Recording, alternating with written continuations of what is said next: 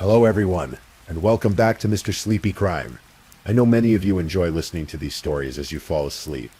So before you drift off, I'd love for you to leave a comment letting me know where in the world you're tuning in from. And if you're enjoying the story, don't forget to like and subscribe. It really helps the channel grow. Before we begin, I want to acknowledge that this story involves real people and real tragedies. We tell these stories not for entertainment, but to remember the victims and perhaps help others recognize the warning signs that could prevent similar tragedies. For the best experience, feel free to lower the volume a little, just enough to let the story gently carry you off to sleep. Alright, please get comfortable, dim the lights, and let's dive into tonight's first story. Tonight we'll explore one of Britain's most tragic cases of digital age stalking and murder. This is the story of Molly McLaren, a bright university student whose life was cut short by someone she once trusted. In the quiet countryside of Kent, England, 23-year-old Molly McLaren was building the life she'd always dreamed of. Born on May 26, 1994 in the picturesque town of Cobham, Molly embodied everything a young woman in her early 20s should be. Vibrant, ambitious, and full of hope for the future. As a second-year student at the University of Kent, Molly was pursuing her studies with dedication. She lived with her parents, Doug and Joe McLaren, in their family home. A place filled with warmth and the kind of unconditional support that had shaped her into the confident young woman she'd become. Those who knew her described Molly as someone who lit up every room she entered. A person with an infectious laugh and a natural ability to make others feel valued and heard. Molly's days followed a routine that many university students would recognize. She balanced her academic responsibilities with maintaining her physical and mental well-being, making regular trips to Pure Gem at the Dockside Outlet Shopping Center in Chatham. This wasn't just about staying fit for Molly. The gym represented a sanctuary where she could clear her mind, focus on herself, and prepare for whatever challenges lay ahead. Like many people her age, Molly navigated the modern world of dating through digital platforms. In June 2016, she found herself browsing through Tinder, that ubiquitous dating app that had become as common as morning coffee for her generation. She was looking for connection, perhaps companionship, maybe even love. What she found instead would ultimately lead to her destruction. 24-year-old Joshua Stimpson appeared on her screen like thousands of other potential matches, living just 9 miles away. He seemed geographically convenient, and his profile suggested someone who might share her interests and values. They matched, and what began as casual conversation through the app would evolve into something much more complex. For months, Molly and Joshua exchanged messages through Tinder. Their conversations flowed with the easy rhythm that characterizes the early stages of digital courtship. They shared stories about their lives, their interests, their hopes for the future. Joshua presented himself as charming and attentive, the kind of person who remembered small details from previous conversations and seemed genuinely interested in getting to know her better. The transition from digital communication to face-to-face interaction didn't happen immediately. They continued their app-based relationship through the summer and into the autumn of 2016. It wasn't until October that they finally decided to meet in person, taking that crucial step from virtual connection to physical presence. Their first meeting went well enough to warrant a second, and then a third. What followed was a relationship that from the outside appeared to be progressing normally. Joshua was welcomed into the McLaren family home, sharing meals with Molly's parents and integrating himself into the fabric of her daily life. Doug and Joe McLaren, like any parents, were naturally protective of their daughter, but Joshua seemed harmless enough during those early encounters. The relationship continued through the winter months and into 2017. They attended social events together, shared photos on social media, and appeared to be building something meaningful. Molly's friends saw them together at university functions and casual gatherings, and nothing seemed particularly unusual about their dynamic. But beneath the surface of what appeared to be a normal relationship, something darker was taking root. As the months passed, Joshua began to display behaviors that, while initially subtle, would eventually reveal themselves as warning signs of a deeply troubled and controlling personality. It started with small things, requests that might have seemed reasonable to someone who cared deeply about their partner's well-being. Joshua would ask Molly about where she was going, who she was with, what time she expected to be home. He would suggest that certain friends of hers weren't good influences, or that particular activities weren't safe for someone as precious to him as she was. These behaviors escalated gradually, What began as expressions of concern evolved into attempts to control. Joshua would become upset when Molly made plans that didn't include him, or when she spent time with friends he didn't approve of. He would monitor her social media activity, questioning her about likes she'd given to other people's posts or comments she'd made on friends' photos. The relationship that had once felt supportive and caring began to feel suffocating. Molly found herself having to justify decisions that had once been automatically her own to make. Simple activities like going to the gym, meeting friends for coffee, or studying at the library became sources of tension and conflict. Those closest to Molly began to notice changes in her behavior. She became more reserved when discussing her relationship, less likely to share details about her interactions with Joshua. Her natural effervescence seemed diminished, as though she were carrying a weight that she couldn't quite articulate. By early 2017, the relationship had begun to take a noticeable toll on Molly's emotional well-being. Friends and family members who cared about her started expressing concerns, though Molly, like many people in controlling relationships, found it difficult to see the situation clearly from within it. As spring turned to summer in 2017, Molly came to a realization that would require tremendous courage to act upon. She recognized that the relationship with Joshua had become unhealthy, that his behavior was not normal expression of love or concern, but rather attempts to control and dominate her life. The decision to end a relationship is never easy. When that relationship has become characterized by control and manipulation, leaving becomes an act of self-preservation. Molly summoned the strength to have that difficult conversation with Joshua, telling him that their relationship was over. The breakup occurred in June 2017, but rather than accepting Molly's decision with grace and maturity, Joshua's response revealed the true depth of his obsession with her. Within days of the breakup, Molly began receiving a barrage of messages from him. Texts, calls, and social media communications that were harassing, derogatory, and deeply disturbing. These weren't the messages of someone processing a painful breakup in a healthy way. Instead, they revealed a mind that had become fixated on Molly to a dangerous degree. The messages contained threats, insults, and language that made it clear Joshua had no intention of respecting her decision to end their relationship. Molly confided in her friends about the harassment she was receiving. In text messages to those closest to her, she expressed fear about Joshua's behavior, describing feeling unsafe and unsure about how to make him stop. These communications would later serve as crucial evidence of the terror she was experiencing in what should have been the immediate aftermath of a relationship's natural end. Understanding that Joshua's behavior had crossed the line from inappropriate to potentially dangerous, Molly made the decision that everyone in her situation is advised to make. She sought help from law enforcement. Accompanied by her mother, Joel, Molly went to the North Kent police station to report the harassment she was experiencing. The police took her report seriously, as they should have. They contacted Joshua and delivered what should have been a clear and unambiguous warning. Stop contacting Molly, stop harassing her, or face prosecution. This intervention represented exactly the kind of response that the system is designed to provide when someone reports stalking and harassment. For a brief period, it seemed as though the police warning might have been effective. The constant stream of harassing messages appeared to diminish, and Molly began to hope that Joshua had finally understood that their relationship was over and that he needed to respect her boundaries. But this respite was temporary. Within days, the harassment resumed with renewed intensity. Joshua's behavior had not been corrected by police intervention. It had simply been temporarily suppressed. The obsession that drove his actions remained as powerful as ever, and it was now coupled with anger at what he perceived as Molly's betrayal in involving law enforcement.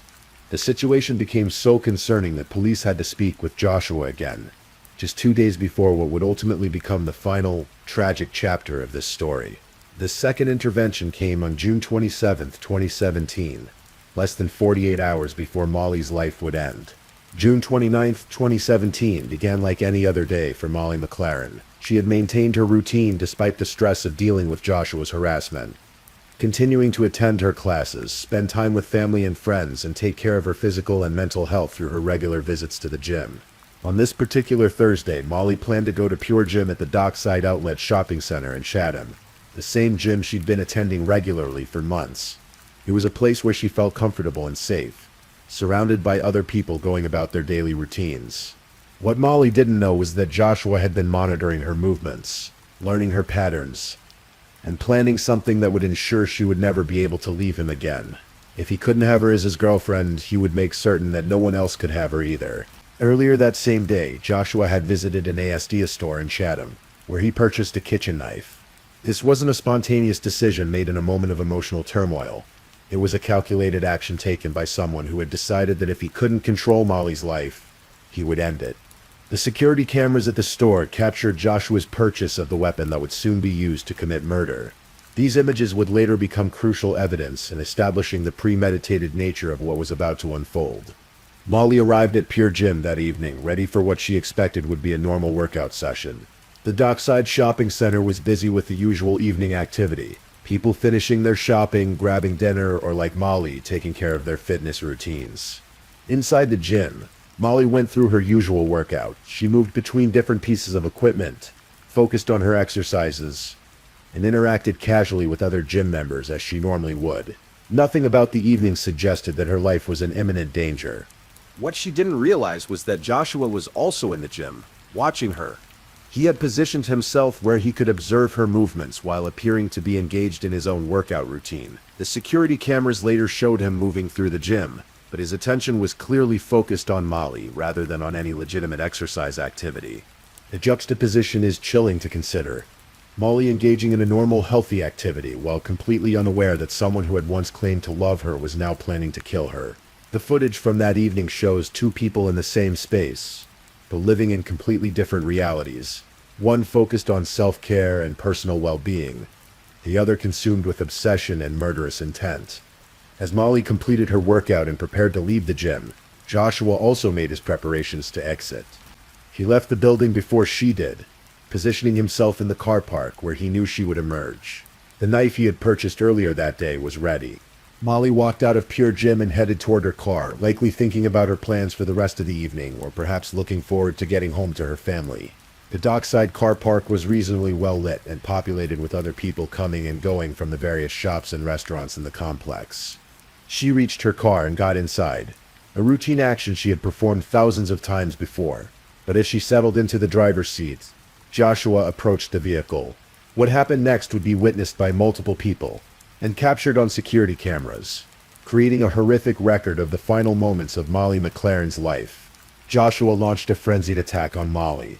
As she sat in her car, using the kitchen knife he had purchased that morning, he began stabbing her repeatedly in the head and neck region. The attack was so violent and sustained that witnesses later described it as being like a frenzy. One witness, Benjamin Morton, showed remarkable courage in attempting to intervene. He tried to pull Joshua away from Molly and stop the attack, but Joshua was so consumed with his murderous rage that he continued the assault even as Morton tried to restrain him. The attack was so vicious that Joshua continued stabbing even when one of his legs was hanging out of the car door. The scene in the car park was one of absolute horror. Other witnesses called for help, but there was little that could be done. In those few terrible minutes, Joshua Stimson stabbed Molly McLaren 75 times, ensuring that the young woman who had dared to end their relationship would never have the chance to build a life without him. Emergency services arrived as quickly as they could, but Molly's injuries were too severe for any medical intervention to be effective. She was pronounced dead at the scene. Her life ended at just 23 years old, by someone who had once claimed to care for her. Joshua made no attempt to flee the scene. He was apprehended immediately, covered in Molly's blood and still in possession of the murder weapon. His capture was swift and certain. There was no question about who had committed this horrific crime. The news of Molly's murder sent shockwaves through her community. Her family, friends, and fellow students at the University of Kent struggled to comprehend how someone so full of life and promise could be gone so suddenly, and in such a brutal manner. The randomness of it, a routine trip to the gym ending in murder, made the tragedy even more difficult to process. Doug and Joe McLaren faced every parent's worst nightmare. The daughter they had raised with love and care, the young woman who represented all their hopes and dreams for the future, had been stolen from them by someone they had welcomed into their home. The man who had sat at their dinner table and presented himself as someone who cared for their daughter had revealed himself to be her killer. The police investigation into Molly's murder was thorough but straightforward in terms of establishing the basic facts. The attack had been witnessed by multiple people, captured on security cameras, and Joshua had been apprehended at the scene with the murder weapon. There was no question about who had killed Molly McLaren. However, the investigation also revealed the broader context of Joshua's behavior. painting a picture of a man whose obsession with control had escalated to the point of murder. Detectives uncovered evidence of his stalking behavior, his harassment of Molly after their breakup, and his disregard for police warnings to leave her alone. Perhaps most disturbing, the investigation revealed that Molly was not Joshua's only victim of stalking behavior. Evidence emerged that he had previously stalked 2 other former girlfriends, suggesting a pattern of behavior that had been escalating over time. This information painted a picture of a serial stalker who had finally crossed the line from psychological abuse to physical violence. The evidence collected by investigators included the security footage of Joshua purchasing the knife, the gym surveillance showing him watching Molly, and the horrific footage of the attack itself. There were also the text messages Molly had sent to friends expressing her fear of Joshua, and records of the police warnings he had received and ignored. Joshua Stimson's trial began in early 2018 at Maidstone Crown Court. While he admitted to manslaughter, claiming that he had been provoked or had acted in a moment of lost control, he initially pleaded not guilty to murder. This defense strategy was an attempt to avoid the most serious charges by arguing that the killing had not been premeditated. However, the evidence presented during the trial painted a clear picture of a calculated and deliberate murder. The purchase of the knife earlier that day, the stalking behavior that had preceded the attack, and the sustained nature of the assault all pointed to premeditation rather than a spontaneous act of violence. Prosecutors presented a compelling case that Joshua had armed himself with a deadly weapon and waited for an opportunity to attack Molly in a location where she would be vulnerable. The fact that he had followed her to the gym and positioned himself to attack her as he reached her car demonstrated planning and intent. The defense's attempts to characterize this as anything other than premeditated murder were undermined by the sheer brutality of the attack. 75 stab wounds cannot be explained away as a moment of lost control or an act of passion. This was a sustained, vicious assault designed to ensure that Molly McLaren would not survive. Claire Prodger, from the Crown Prosecution Service, summarized the case succinctly. Joshua Stimson had armed himself with a knife and carried out a violent attack in broad daylight which robbed a young woman of her future. The evidence was clear, compelling, and overwhelming. The jury deliberated for less than 4 hours before reaching their verdict. Guilty of murder. The evidence had been so clear and the case so straightforward that there was little doubt about Joshua's guilt or the nature of his crime. During the sentencing hearing, Judge Williams delivered a statement that captured both the horror of Joshua's actions and the impact of his crime. She described it as a cruel, calculated, and cowardly act, words that seemed inadequate to capture the full enormity of what had been done to Molly McLaren. Joshua Stimson was sentenced to life in prison, with a minimum term of 26 years. This meant that he would not even be eligible for parole consideration until he had served more than a quarter of a century behind bars. For a man who was 25 years old at the time of his sentencing, this effectively meant that the prime years of his life would be spent in prison. The sentence reflected the severity of the crime and the aggravating factors that had surrounded it. The judge specifically noted the stalking behavior that had preceded the murder, the disregard for police warnings, and the calculated nature of the attack. There were no mitigating factors that could excuse or explain away what Joshua had done. Molly McLaren's murder became more than just another tragic crime. It became a symbol of the dangers faced by women who try to leave controlling relationships and the inadequacy of existing systems to protect them.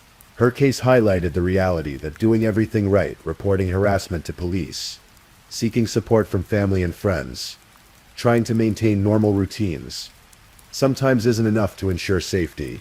The case also drew attention to the role of social media in dating apps and modern stalking behavior. Joshua had used digital platforms to monitor and harass Molly, demonstrating how technology that was designed to bring people together could be weaponized by those with malicious intent. Molly's parents, Doug and Joe McLaren, became advocates for greater awareness about stalking and its dangers. They spoke about the warning signs they wished they had recognized earlier, and the need for better education about the progression from controlling behavior to violence. Their advocacy was driven by the hope that other families might be spared the devastation they had experienced. The case contributed to ongoing discussions about how police respond to reports of stalking and harassment. While the officers who dealt with Molly's report had followed proper procedures and warned Joshua to stop his behavior, the fact that he ignored these warnings and escalated to murder raised questions about whether more could have been done to protect her. In the years since her death, Molly McLaren has been remembered not just as a victim of a horrific crime, but as a vibrant young woman whose life was full of promise and potential. Her friends and family have worked to ensure that her memory is defined by the person she was. Kind, ambitious, caring, and full of life rather than solely by the manner of her death. The University of Kent, where Molly was studying, has implemented programs aimed at educating students about healthy relationships and the warning signs of controlling behavior. These initiatives represent part of Molly's legacy, the hope that education and awareness might prevent other young people from finding themselves in similar dangerous situations. Molly's story has been featured in multiple documentaries and television programs examining stalking, domestic violence, and the intersection of technology with personal safety. These productions have helped to keep her case in the public consciousness and have contributed to ongoing conversations about how society can better protect vulnerable individuals. Her case has also been studied by law enforcement agencies, victim advocacy groups, and researchers interested in understanding the progression from stalking to violence. The detailed record of Joshua's escalating behavior provides valuable insights into how controlling relationships can develop and deteriorate into deadly violence. One of the most troubling aspects of Molly's case is how it illustrates the ways in which modern technology can be exploited by stalkers and abusers. Joshua used social media platforms to monitor Molly's activities, and dating apps to initially establish contact with her. The digital footprint of their relationship provided a detailed record of his escalating obsession. The case highlighted how dating apps, while offering convenient ways for people to meet potential partners, can also provide platforms for predatory individuals to identify and target victims. The anonymity and accessibility of these platforms can make it easier for people with malicious intent to initiate contact with unsuspecting users. Social media monitoring, which Joshua engaged in extensively, represents a form of stalking that didn't exist in previous generations. The ability to track someone's activities, see their interactions with others, and maintain surveillance from a distance has created new avenues for obsessive and controlling behavior. The digital evidence in Molly's case, including text messages expressing her fear, social media posts, and electronic communications, provided crucial evidence for prosecutors. However, this same technology that helped convict her killer had also been used as a tool to terrorize her during the final weeks of her life. Molly McLaren's murder offers several important lessons about recognizing and responding to stalking behavior. The escalation from what initially seemed like normal relationship dynamics to controlling behavior and finally to deadly violence followed a pattern that experts in domestic violence recognize as common. The warning signs were present throughout Joshua's relationship with Molly. His desire to control her activities, his monitoring of her social media, his inability to accept the end of their relationship, and his escalating harassment after she left him. Understanding these warning signs and taking them seriously could potentially save lives in similar situations. The case also demonstrates the importance of taking stalking seriously at every level. From friends and family members who notice concerning behavior, to law enforcement agencies who receive reports of harassment. While police did respond appropriately to Molly's report, the tragic outcome suggests that more needs to be done to protect victims of stalking. Education about healthy relationships, particularly for young people who are navigating dating in the digital age, represents another crucial element of prevention. Understanding what constitutes normal, respectful behavior in relationships, and recognizing red flags early, can help people avoid dangerous situations. Despite the conviction of Joshua Stimson and the extensive coverage of Molly's case, stalking and intimate partner violence continue to claim lives. Statistics show that approximately one woman is killed by a current or former partner every 4 days in the UK, with many of these deaths preceded by stalking behavior. The challenges of protecting stalking victims are complex and multifaceted.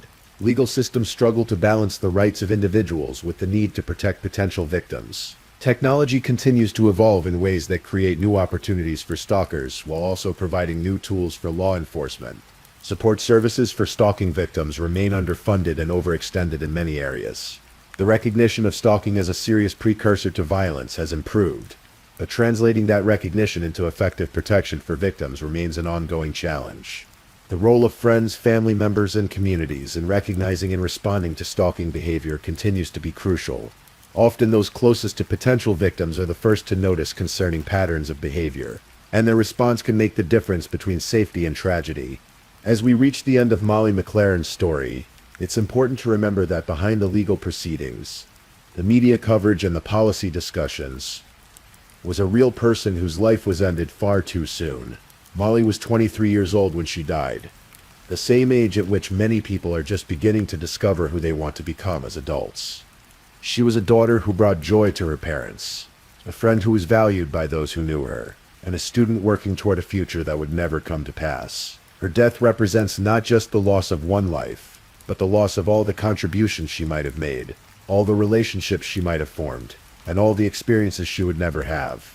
The brutality of her death, 75 stab wounds inflicted by someone who would claim to care for her, serves as a stark reminder of the capacity for violence that can lurk beneath the surface of seemingly normal relationships. It demonstrates how quickly controlling behavior can escalate to deadly violence when the person being controlled attempts to assert their independence. Joshua Stimpson's 26-year minimum sentence means that he will spend decades behind bars.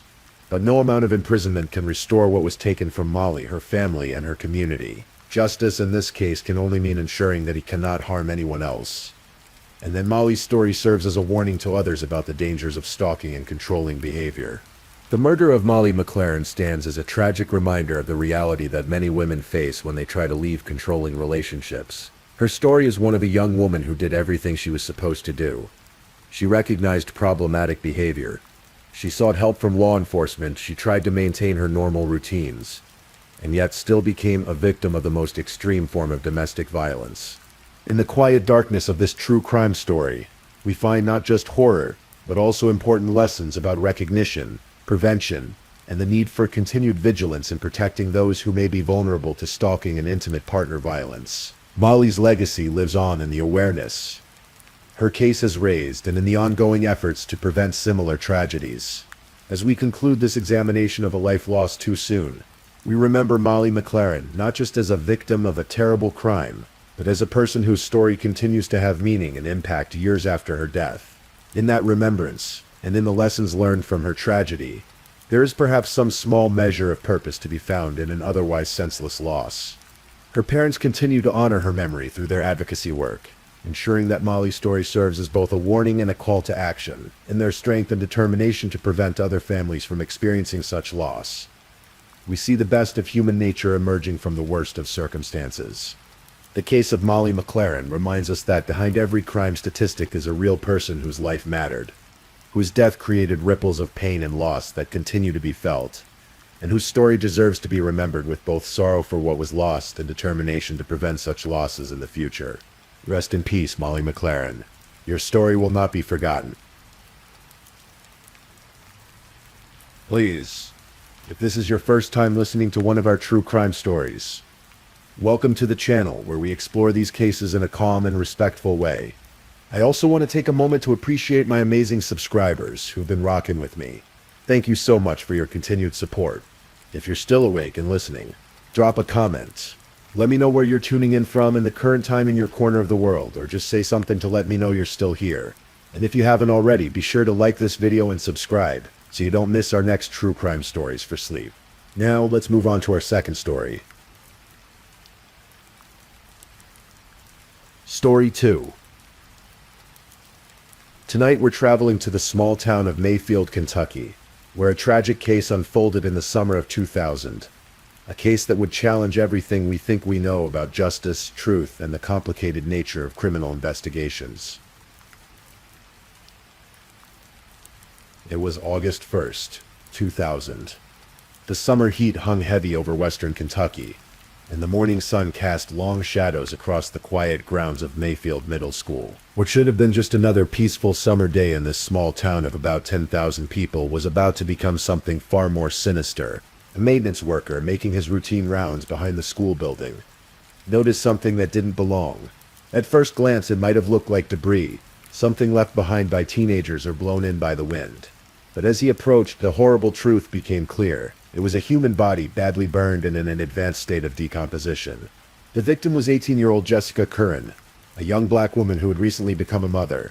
Her partially clothed body told a story of unimaginable violence. Investigators would later determine that she had been sexually assaulted, murdered, and then set on fire in an attempt to destroy evidence. Near her body, they found a burnt belt and clumps of hair, grim remnants of what appeared to be a carefully planned attempt to cover up the crime. Jessica's body showed signs of having been there for several days. The medical examiner would estimate that she had died sometime between July 29th and August 1st. But who was Jessica Curran? And how had she ended up behind this middle school in such horrific circumstances? Jessica Curran was just beginning her adult life when it was so brutally cut short. At 18, she was navigating the challenges of young motherhood while trying to build a future for herself and her child. Those who knew her described her as a quiet young woman who kept mostly to herself, someone who was trying to make her way in a world that hadn't always been kind to her. Like many small towns in Kentucky, Mayfield had its share of social complexities. Jessica, as a young black woman in a predominantly white community, faced challenges that others might not fully understand.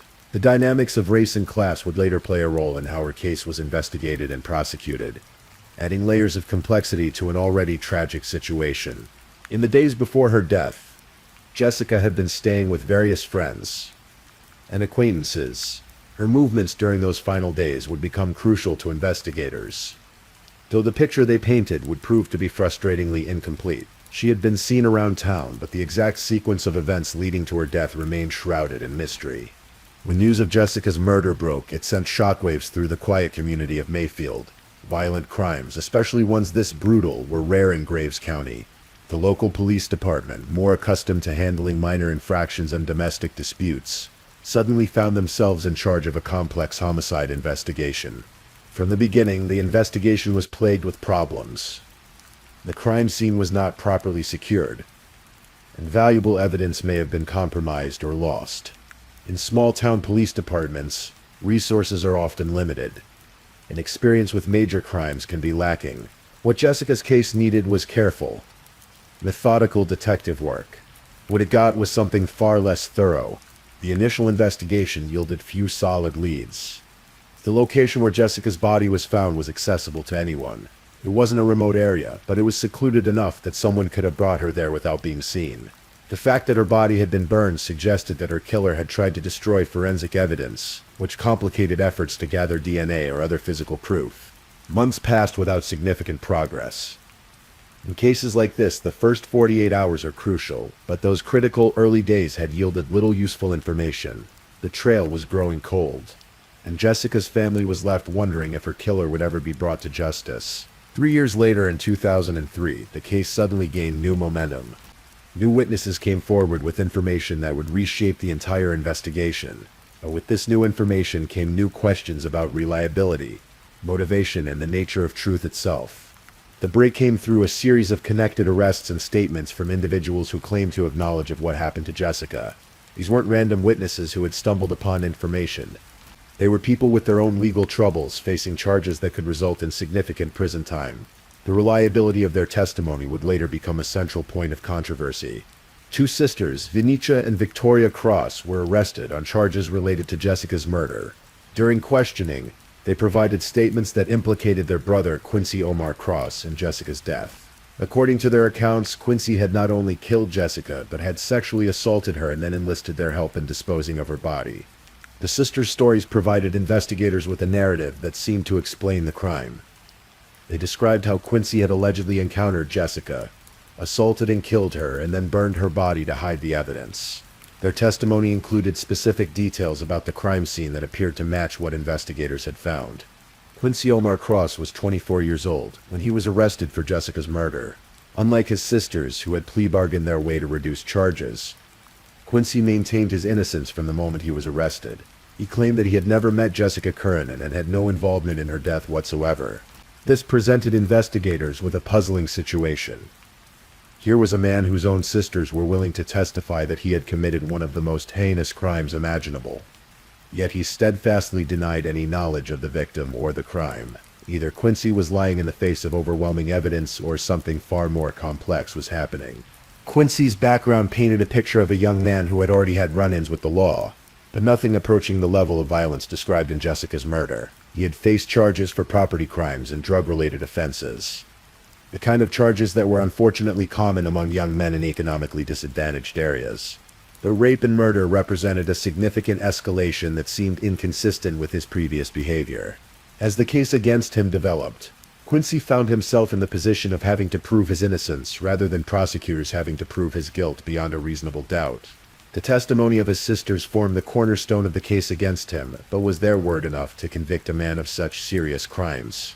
When Quincy Cross's trial began in 2008, 8 years after Jessica's death, It attracted significant attention in the local community. The brutal nature of the crime, combined with the unusual circumstances of the case, siblings testifying against their brother, made it a story that captivated and horrified residents of western Kentucky. The prosecution's case relied heavily on the testimony of Venetia and Victoria Cross. They painted a picture of their brother as someone capable of extreme violence, someone who had confessed to them about killing Jessica and had forced them to help dispose of evidence. Their accounts were detailed and emotionally compelling, describing not just the crime itself but also the fear they felt of their brother. But there were troubling aspects to their testimony. Both sisters had significant legal troubles of their own, and had negotiated plea deals in exchange for their cooperation. This created an obvious incentive for them to tell prosecutors what they wanted to hear. Regardless of whether it was true, defense attorneys highlighted these inconsistencies and motivations, arguing that the sisters' testimony was unreliable. Perhaps most significantly, there was no physical evidence connecting Quincy to the crime.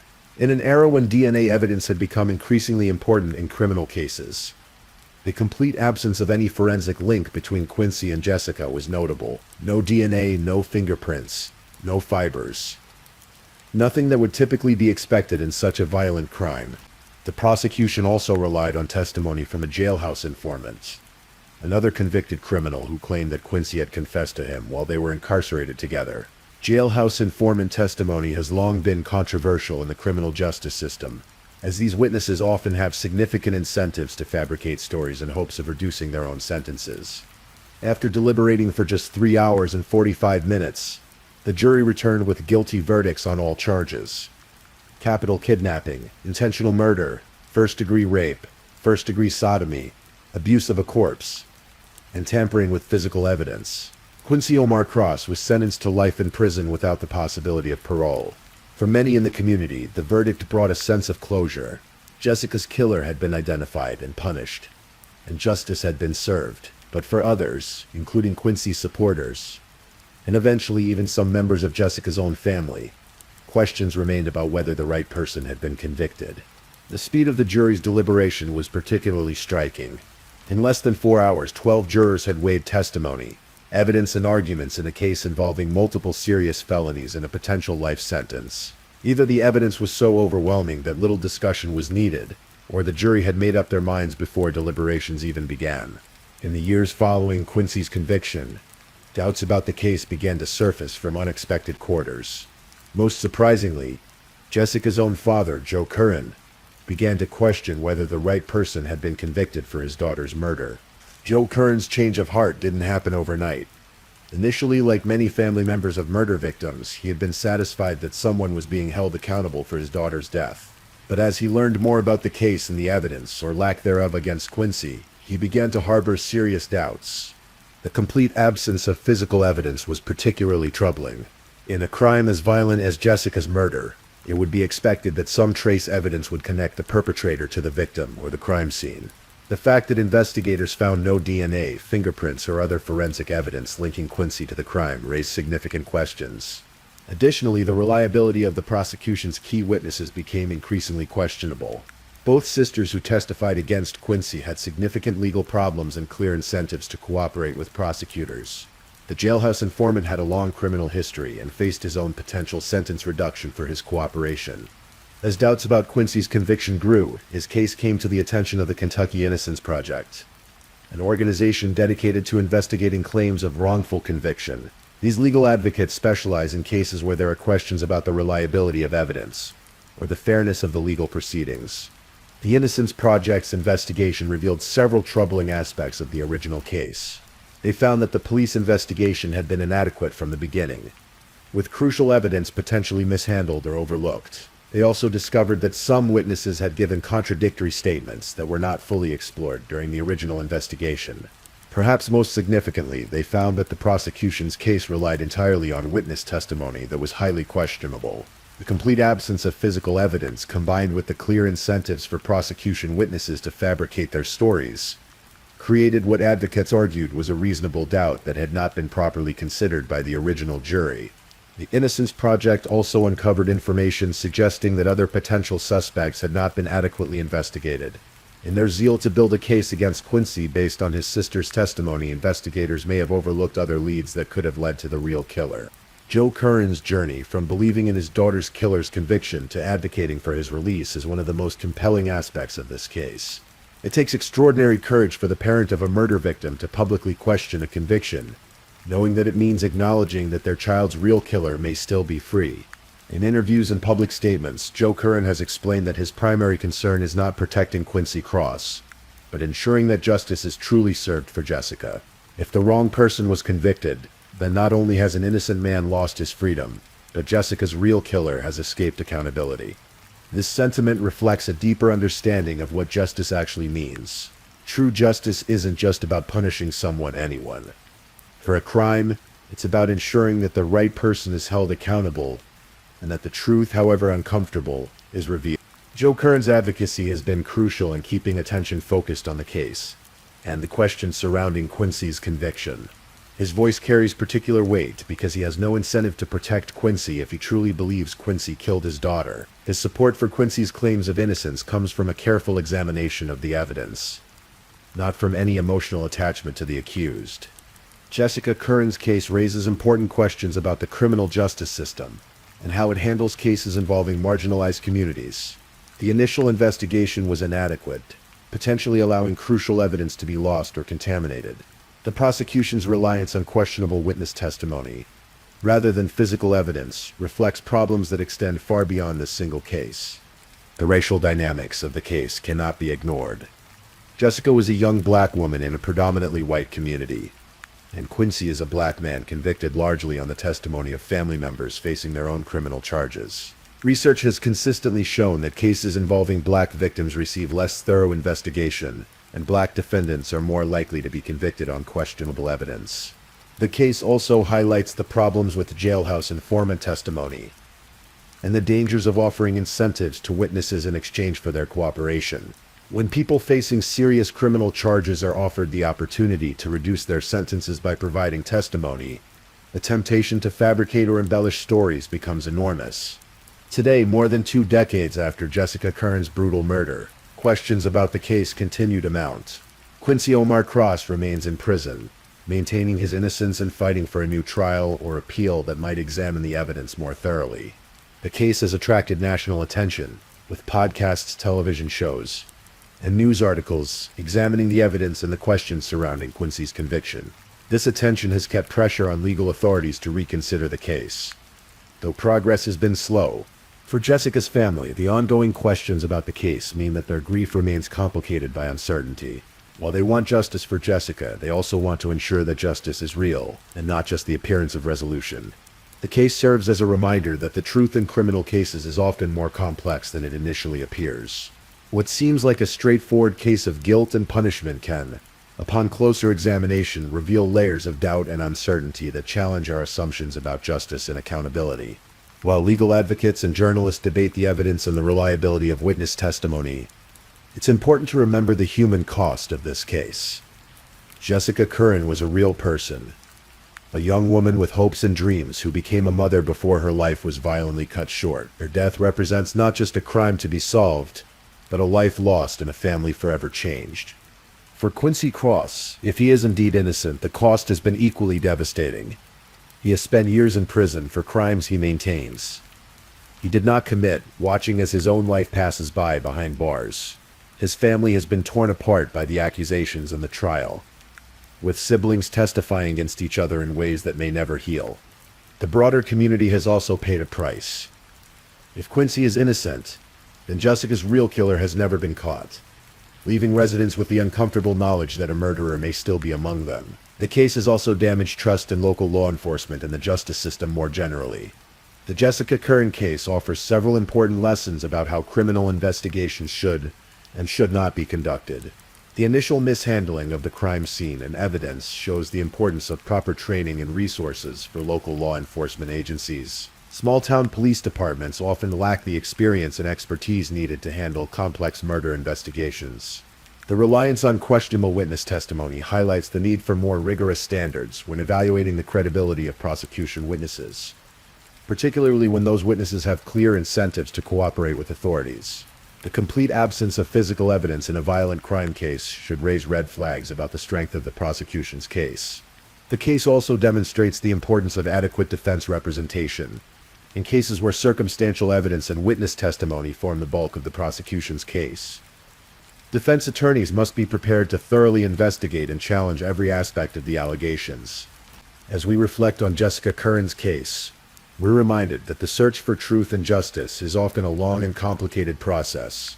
Simple narratives of guilt and innocence may be satisfying, but real cases involve complex human relationships, flawed investigations, and imperfect information. The advocacy efforts on behalf of Quincy Cross continue, with legal teams working to uncover new evidence and challenge the original conviction. At the same time, if Quincy is indeed innocent, the search for Jessica's real killer remains an open question that may never be fully answered. The case serves as a sobering reminder that our criminal justice system, while generally effective, is not infallible. When doubts arise about a conviction, particularly in a case involving such serious crimes and such questionable evidence, those doubts deserve serious consideration and investigation. As we conclude this story, we're left with more questions than answers. Did Quincy Omar Cross kill Jessica Curran, or is he an innocent man serving life in prison for crimes he didn't commit? Was the original investigation adequate, or were crucial leads overlooked in the rush to close a difficult case? These questions may never be fully resolved, but they remind us of the importance of maintaining a healthy skepticism about even seemingly straightforward criminal cases. The search for truth requires persistence, courage, and a willingness to follow evidence, wherever it leads, even when that path is uncomfortable or inconvenient. Jessica Curran deserved better than the brutal end to her young life. And she deserves better than questions about whether her real killer was ever caught. Whether that killer is Quincy Cross is a jury determined, or someone else who has escaped justice, remains one of the most troubling unsolved questions in this tragic case. Tonight, as you drift off to sleep, perhaps you'll reflect on the complexity of truth and justice, the importance of never giving up the search for both, in Jessica's memory and for the sake of anyone who might be wrongfully imprisoned. That search must continue. The case of Jessica Curran reminds us that behind every true crime story are real people whose lives have been forever changed by violence, loss, and the imperfect human search for justice. In remembering Jessica and questioning what really happened to her, we honor both her memory and our commitment to truth. Rest in peace, Jessica Curran. Your story continues to matter, and the search for justice in your case continues, even as the rest of us settle in for a peaceful night's sleep. Please, if you're enjoying these stories, don't forget to leave a comment. Let me know where you're listening from and what time it is in your corner of the world. And if you haven't already, be sure to like this video and subscribe so you don't miss the next true crime story for sleep. Now let's move on to our third story.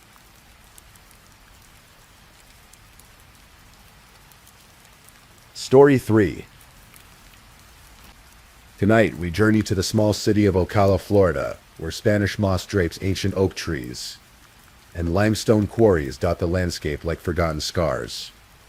It's a place where everyone knows everyone, where teenage drama unfolds on Facebook walls and in school hallways. But in April 2011, what began as typical adolescent conflict would spiral into something far more sinister, a brutal murder that would shock even seasoned investigators with its calculated cruelty. This is the story of Seth Tyler Jackson, a 15-year-old boy who loved four-wheeling with his family, who had a gentle way with animals, and whose life was cut short by those he once considered friends. It's a story about jealousy, manipulation, and how quickly love can transform into something deadly. Seth Tyler Jackson was the kind of teenager you'd remember long after meeting him, with sandy brown hair that caught the Florida sun and a smile that seemed to light up every room he entered. He had that effortless charm that draws people in. Born in 1995, Seth was raised in Marion County, Florida, in the heart of horse country, where rolling pastures stretch endlessly under vast blue skies. He was particularly close to his family, his parents Scott and Sonia Jackson, and his siblings. The Jackson family was tight-knit, the kind that gathered for Sunday dinners and spent weekends exploring the backwoods of Central Florida on ATVs. Seth had inherited his father's adventurous spirit and his mother's kind heart, traits that made him popular among his peers at Bellevue High School. Friends described Seth as loyal to a fault, someone who would drop everything to help a friend in need. He had a particular soft spot for animals, often bringing home stray cats and dogs, much to his parents' good-natured exasperation. In many ways, CF embodied the best of small-town Florida youth, outdoorsy, friendly, and optimistic about the future that lay ahead. But like many teenagers, Sewar was navigating the complicated waters of first love, and it was this journey that would ultimately lead him down a path from which there would be no return. In the fall of 2010, Saif began dating Amber Wright, a 15-year-old girl with long blonde hair and piercing blue eyes. Amber was considered one of the prettier girls at their school, and their relationship quickly became the talk of their social circle. For several months, they seemed happy together, posting pictures on Facebook, attending school events, and doing all the things teenage couples do. But their relationship was turbulent from the start. Both CF and Amber had strong personalities, and their arguments were as passionate as their affection. Friends would later describe their relationship as intense. When they were good, they were inseparable, but when they fought, it was explosive. The relationship began to sour in early 2011. Amber had grown tired of what she perceived as Seeth's controlling behavior, while Seeth struggled with Amber's flirtations with other boys. The final straw came when Amber began talking to Michael Bargo, an 18-year-old with a reputation for trouble. Michael Shane Bargo Jr. was everything Saif wasn't. Where Saif was wholesome and optimistic, Michael was dark and brooding. At 18, he was older than most of the kids in their circle, and he carried himself with the swagger of someone who believed the rules didn't apply to him. He had already had several run-ins with law enforcement for minor infractions, and there was something about his intense stare that made people uncomfortable. Michael had noticed Amber months before she broke up with Seeth, and he'd been waiting for his chance. When their relationship ended in March 2011, Michael wasted no time moving in. Within days, Amber and Michael were officially together, and their relationship seemed to be built on a foundation of their mutual disdain for Seeth Jackson. What followed was a social media war that would become legendary among their peers. Facebook became the battlefield where insults flew back and forth between Seeth and Michael, with Amber often caught in the middle, or sometimes fanning the flames herself. The post started innocuously enough. Seeth would write vague status updates about fake friends and moving on from toxic people. Michael would respond with more direct threats, warning Seeth to stay away from Amber and making comments about what would happen if he didn't. Their friends began taking sides, with comment threads becoming increasingly heated. But the online harassment wasn't limited to Facebook. Michael began a campaign of intimidation that extended into the real world. He would drive by Sial's house at night, revving his engine. He'd show up at places where he knew Sial would be, always accompanied by friends, always making his presence known in a way that felt threatening. Kyle Hooper, Amber's 16-year-old stepbrother, was one of Michael's most enthusiastic supporters in this campaign. Kyle had never particularly liked Seeth, viewing him as arrogant and entitled.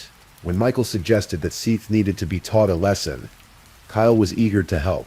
The harassment escalated when investigators were never able to determine who created fake Facebook accounts to spread rumors about Seeth. Posts appeared claiming he had sexually transmitted diseases, that he had been caught stealing, that he was planning to hurt Amber. These lies spread through their social network like wildfire, damaging Seeth's reputation and isolating him from some of his friends.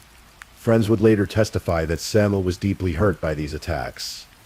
He'd always prided himself on his good reputation, and seeing lies spread about him online was devastating. But rather than backing down, Samuelowitz decided to fight back, posting his own responses and defending himself against the allegations. This only made Michael angrier. In messages to friends, he began talking about wanting to handle the Seeth situation permanently. These weren't idle threats, as Michael was beginning to formulate a plan. As March turned to April 2011, the situation continued to deteriorate. What had started as typical teenage drama was evolving into something much darker. Michael's threats became more specific and more violent. In text messages that would later be recovered by investigators, he talked about wanting to break every bone in Seeth's body and make him disappear. It was around this time that Michael began recruiting others to his cause. In addition to Kyle Hooper, he brought in Charlie K. Ely, an 18-year-old who owned a house in Summerfield, a small unincorporated community just outside Ocala. Charlie was known for having parties at her place, and her house had become a regular hangout for the group. Justin Soto, a 20-year-old who was dating Charlie, was also drawn into the plan. Justin was older than the others, and had a criminal record, which gave him a certain credibility in Michael's eyes. He was also known to be easily influenced, and eager to please his friends, especially Charlie. The group began meeting regularly to discuss their Seath problem. What had started as venting sessions gradually became planning sessions. They talked about different ways to hurt or humiliate Seath, with the ideas becoming progressively more violent. Meanwhile, Seath remained largely unaware of the depth of the conspiracy forming against him. He knew Michael didn't like him, and he'd heard about some of the threats, but he couldn't have imagined that his ex-girlfriend and her new boyfriend were actively planning to harm him. In his worldview, people might fight or argue, but they didn't seriously plot to hurt each other.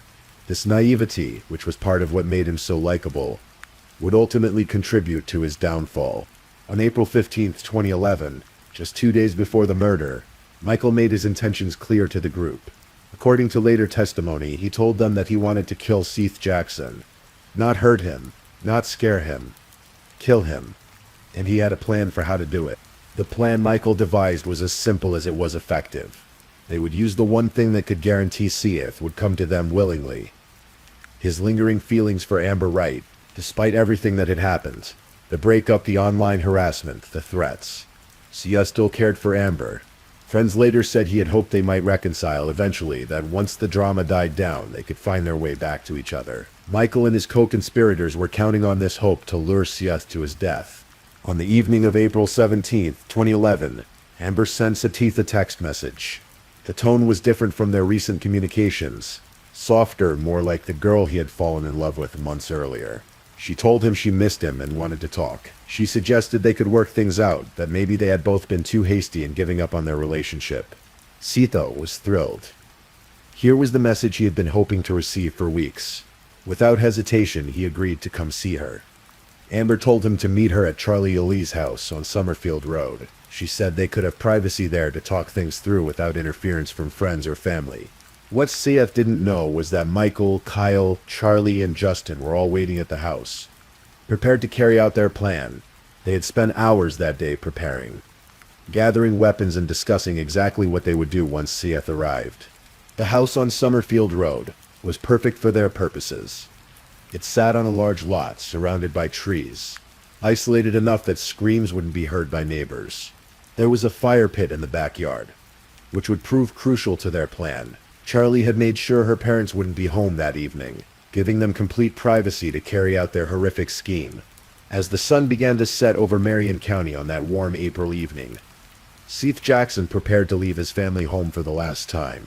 He told his parents he was going to meet a friend and would be back later. They had no reason to worry. Their son was responsible and rarely stayed out late on school nights. Seath climbed into his car and began the drive to Summerfield, his heart full of hope that this night might mark the beginning of a reconciliation with the girl he still loved. He had no idea he was driving toward a carefully orchestrated trap, or that the 5 people waiting for him had already decided he would never leave that house alive. Seath arrived at Charlie Alley's house around 8 p.m. on April 17, 2011. The modest, single-story home sat back from the road, surrounded by the thick Florida vegetation that provided perfect cover for what was about to unfold.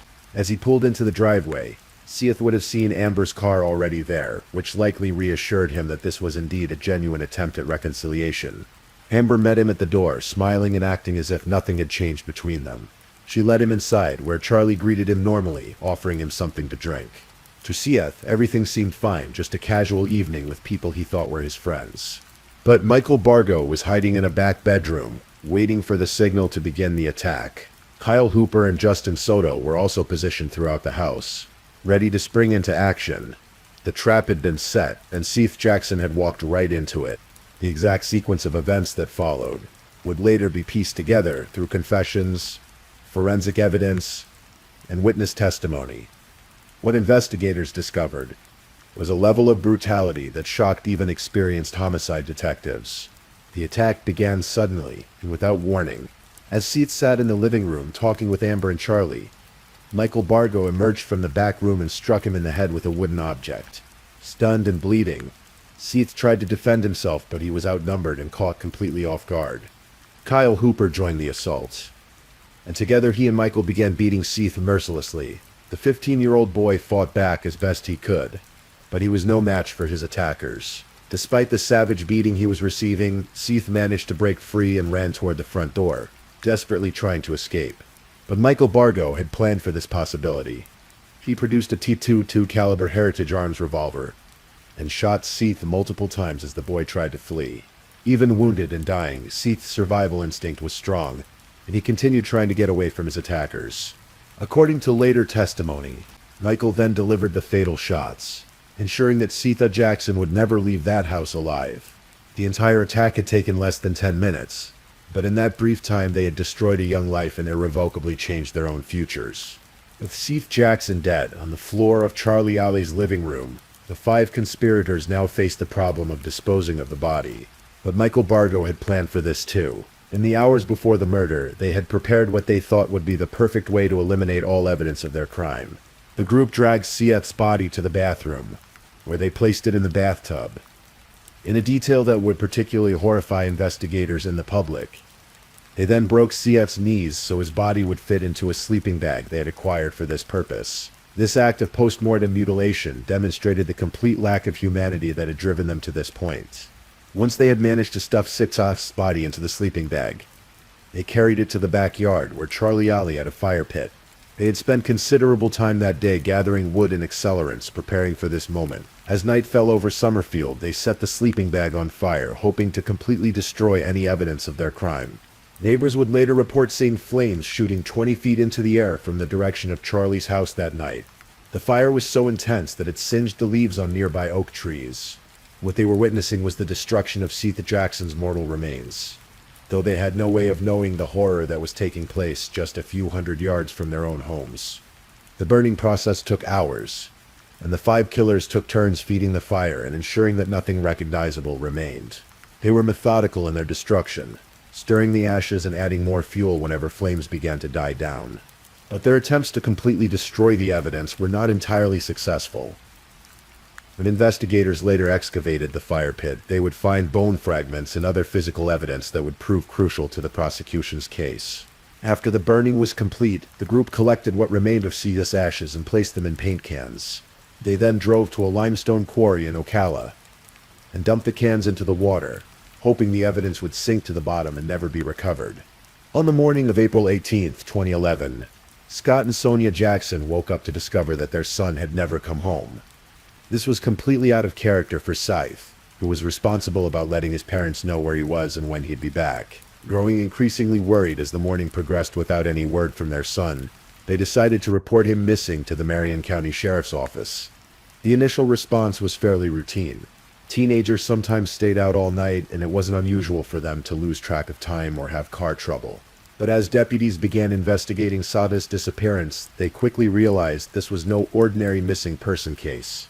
When investigators interviewed Seath's friends and classmates, they learned about the ongoing conflict with Michael Bargo and his group. They discovered the threatening Facebook posts and text messages, the harassment campaign, and the escalating tensions that had been building for weeks. Most importantly, they learned that Seath had gone to meet Amber Wright on the night he disappeared. When deputies went to speak with Amber, they found a group of teenagers whose stories didn't add up.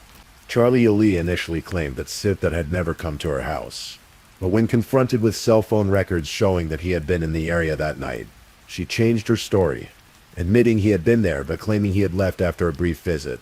Amber Wright was equally evasive, providing contradictory accounts of her interactions with Seath that evening. She claimed they had texted about meeting up, but said he never actually came to Charlie's house. Kyle Hooper and Justin Soto also provided suspicious and inconsistent statements when questioned by investigators.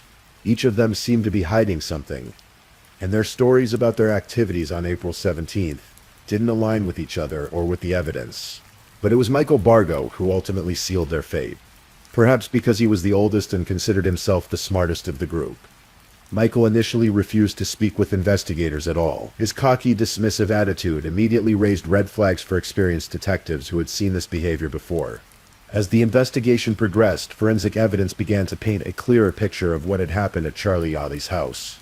Crime scene technicians processed the home and discovered blood evidence that had been hastily cleaned, but was still detectable with luminol testing. In the backyard, investigators found the fire pit, where witnesses had reported seeing the massive flames on the night Seath disappeared. When they excavated the pit, they discovered bone fragments, teeth, and other physical evidence that confirmed their worst fears. C.F. Jackson had been murdered and his body destroyed in an attempt to cover up the crime. The limestone quarry where the group had dumped the paint cans containing C.F.'s ashes became another crucial piece of the investigation. Divers were brought in to search the murky waters, and they eventually recovered containers with human remains that were forensically matched to C.F. Jackson. But perhaps the most damning evidence came from the digital trail the killers had left behind. Text messages, Facebook posts, and cell phone records painted a clear picture of the conspiracy to murder C.F. Jackson. Investigators discovered communications between the conspirators discussing their plans, threatening C.F. and even coordinating the cover-up after the murder. As the evidence mounted, the 5 conspirators began to turn on each other. Charlie Yali was the first to break, admitting her role in the crime and providing details about what had happened that night. Her confession opened the floodgates, and soon Kyle Hooper and Justin Soto were also cooperating with investigators, each trying to minimize their own involvement while implicating the others. Amber Wright initially maintained her innocence, but when confronted with the overwhelming evidence against her, she too eventually admitted her role in luring C.F. to his death. Her confession was particularly chilling, as she showed little remorse for her actions and seemed more concerned about the consequences she would face than about the life that had been lost. Michael Bargo remained defiant to the end, refusing to accept responsibility for his actions and showing no remorse for orchestrating C.F. Jackson's murder. His lack of empathy and continued threats against witnesses would ultimately work against him in court, where judges and juries would see him as an unrepentant killer who posed a continued danger to society. The legal proceedings that followed would span several years and involve multiple trials. Because the defendants were of different ages and had varying degrees of involvement in the crime, they were tried separately, each facing charges that reflected their individual roles in C.F. Jackson's murder. Michael Shane Bargo Jr., as the mastermind and triggerman, faced the most serious charges. At his trial, prosecutors presented evidence of premeditation and extreme cruelty, arguing that he had orchestrated every aspect of the crime from planning to cover up. The jury found him guilty of first-degree murder, and the judge sentenced him to death, making him one of the youngest people on Florida's death row. Amber Wright, whose role in luring Souther to his death was crucial to the success of the plan, was convicted of first-degree murder and sentenced to life in prison. The judge called her actions despicable and noted that she had betrayed someone who had once loved and trusted her. Her sentence would be subject to review after 25 years, though given the nature of her crime, parole seemed unlikely. Kyle Hooper, Amber's stepbrother, was also convicted of first-degree murder for his role in the beating and killing of C.F. Jackson. He too received a life sentence, with the possibility of parole after 25 years. At his sentencing, he expressed remorse for his actions, though many questioned the sincerity of his apology given his enthusiastic participation in the murder. Charlie Kelly faced first-degree murder charges for providing the location for the killing and participating in the disposal of C.O.'s body. She was initially sentenced to life without the possibility of parole. However, her case would take an unusual turn years later when her conviction was overturned on appeal, due to issues with her confession. In 2019, after serving nearly 8 years in prison, she was released when prosecutors decided not to retry her case. Justin Soto, the oldest of the conspirators at age 20, was convicted of first-degree murder and sentenced to life in prison. His age and prior criminal record worked against him at sentencing, as the judge concluded that he should have known better than to participate in such a brutal crime. The murder of C.F. Jackson sent shockwaves through the tight-knit communities of Marion County. Parents struggled to understand how a group of teenagers could plan and execute such a brutal crime, while students at Bellevue High School tried to process the loss of their classmate and the arrest of their peers. The Jackson family was devastated by their loss. Scott and Sonia Jackson had to endure not only the grief of losing their son, but also the traumatic details of how he died, which emerged during the various trials and court proceedings. They became advocates for other families affected by violent crime and worked to keep their son's memory alive. The case also highlighted the dangerous potential of social media to escalate conflicts beyond what previous generations might have experienced. The Facebook feuding and online harassment that preceded Jackson's murder showed how digital platforms could amplify teenage drama to deadly proportions. Law enforcement officials used the case as an example of how quickly situations could escalate from online bullying to real-world violence. They began working with schools and community groups to educate young people about the potential consequences of their online behavior and the importance of reporting threats to authorities. The Seath Jackson murder also became a cautionary tale about the warning signs of escalating domestic violence. Experts noted that many of the behaviors Michael Bargo exhibited, possessiveness, threats, attempts to isolate the victim, and escalating violence, were classic indicators of someone capable of lethal violence. As we reach the end of this tragic story, it's important to remember Seath Jackson not as a victim of violence, but as a young man who had hopes, dreams, and people who loved him. He was a teenager who enjoyed riding ATVs through the Florida countryside, who had a gentle way with animals, and who believed in the basic goodness of people, a belief that ultimately cost him his life. The murder of Seath Jackson serves as a stark reminder of how quickly teenage conflicts can spiral out of control when combined with jealousy, manipulation, and access to weapons. It shows us the devastating consequences that can result when young people lack the emotional maturity to handle complex relationship dynamics and choose violence as a solution to their problems. The case also illustrates the power of forensic science and thorough investigation in bringing killers to justice, despite the conspirators' attempts to destroy all evidence of their crime. Investigators were able to piece together what happened through careful analysis of physical evidence, digital communications, and witness testimony. Perhaps most importantly, Seath Jackson's story reminds us of the ripple effects of violence. His murder didn't just end one young life. It destroyed the futures of 5 other young people, devastated multiple families, and traumatized an entire community. The pain caused by that one night of violence in April 2011 continues to reverberate more than a decade later. Tonight we've journeyed through one of Florida's most disturbing teenage murder cases.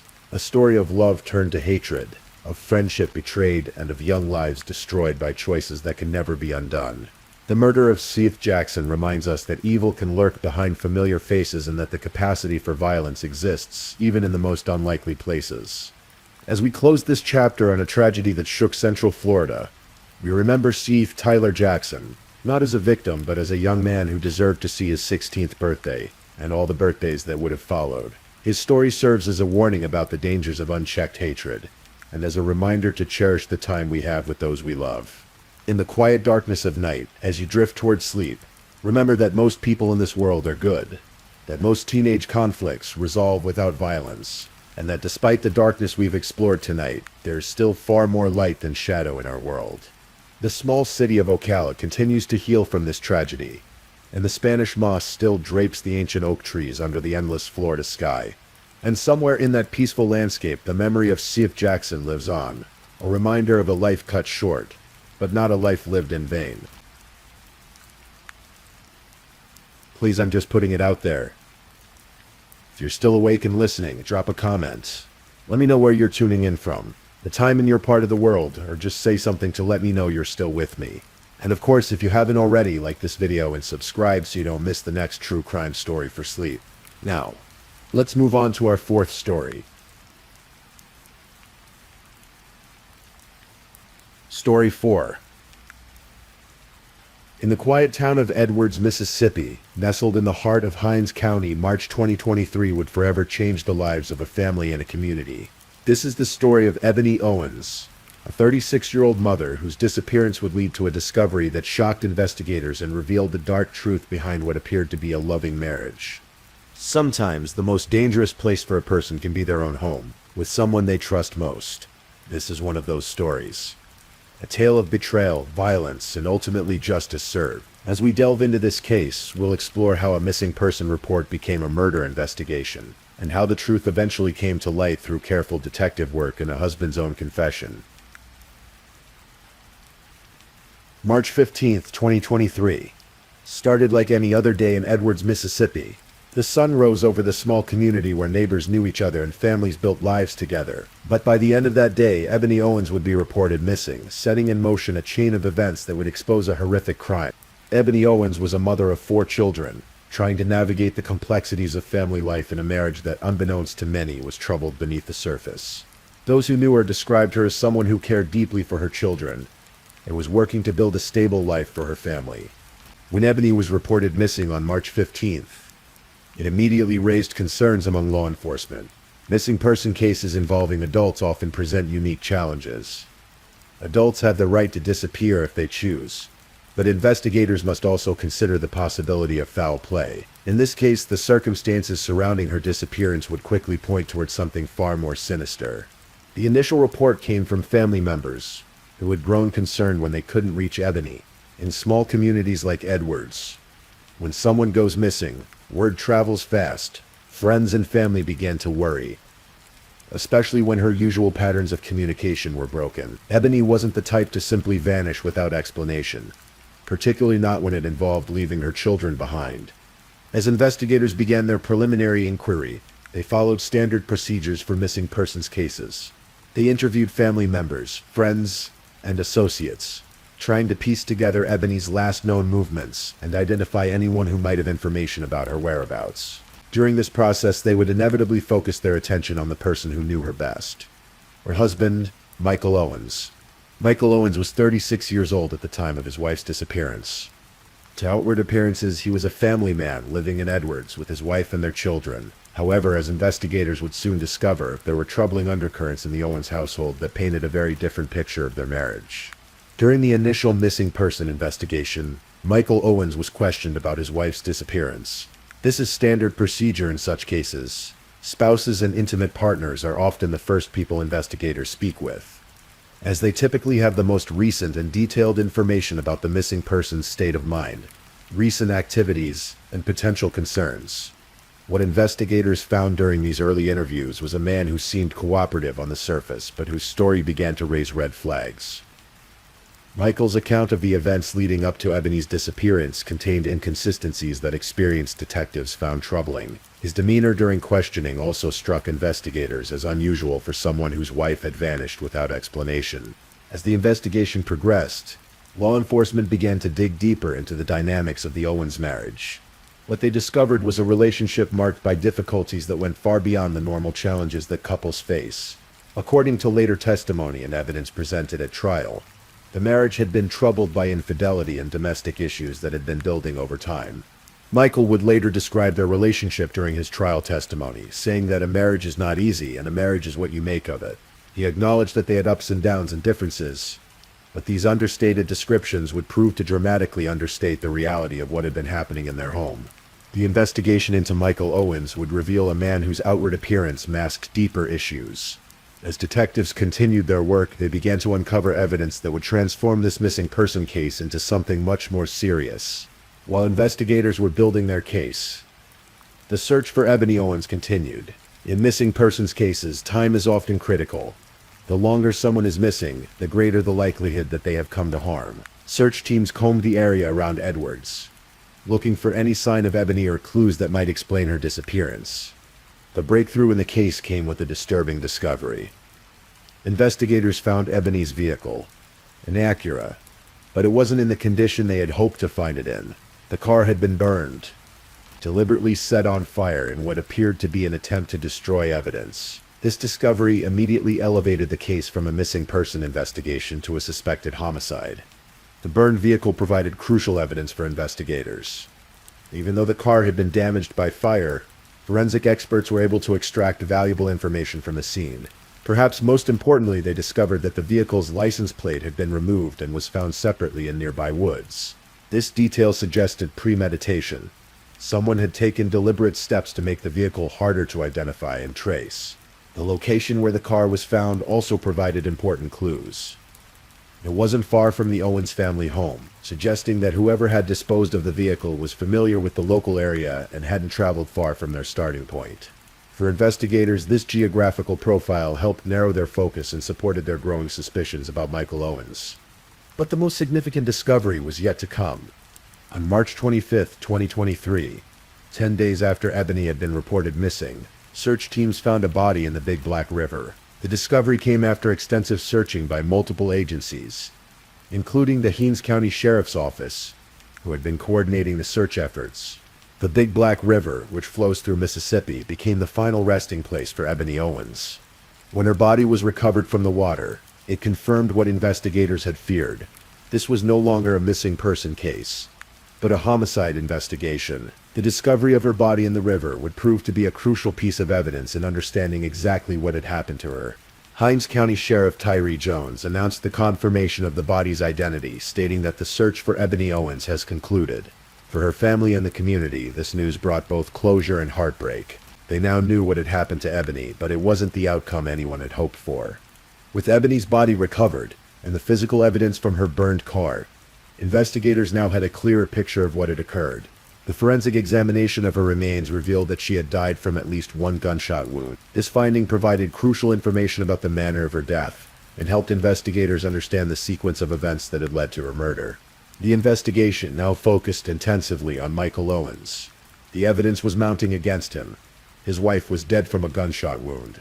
Her car had been deliberately burned and the license plate removed, and her body had been dumped in a river. All of these actions suggested someone with intimate knowledge of Ebony's movements and access to her vehicle. Investigators employed various techniques to build their case. They analyzed physical evidence from the crime scenes, including the burned car and the location where Ebony's body was found. They also examined digital evidence, such as cell phone records and GPS data, which could help establish timelines and locations for both Michael and Ebony in the days leading up to her death. One of the most significant developments in the case came when Michael Owens himself provided a confession to investigators.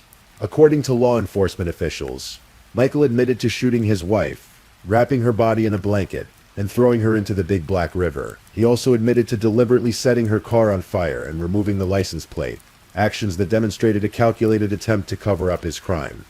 This confession provided investigators with the details they needed to understand exactly what had happened. According to Michael's account, the murder had stemmed from seeing something that had made him angry, likely related to the marital problems that had been plaguing their relationship. The confession painted a picture of a domestic dispute that had escalated to deadly violence. The investigation also uncovered additional charges against Michael Owens that extended beyond the murder of his wife. He was also charged with sexual battery of a minor and sexual assault of a minor, charges that suggested a pattern of criminal behavior that went beyond the domestic violence that had claimed Ebony's life. Following his arrest, Michael Owens initially pleaded not guilty to the charges against him. This plea set the stage for a trial that would examine the evidence against him and allow both the prosecution and defense to present their cases to a jury. The case proceeded through the Hinds County legal system, with Judge Faye Peterson presiding over the proceedings. The prosecution faced the task of proving beyond a reasonable doubt that Michael Owens had murdered his wife, despite his initial not guilty plea. However, they had significant evidence to work with, including his own confession and the physical evidence from the crime scenes.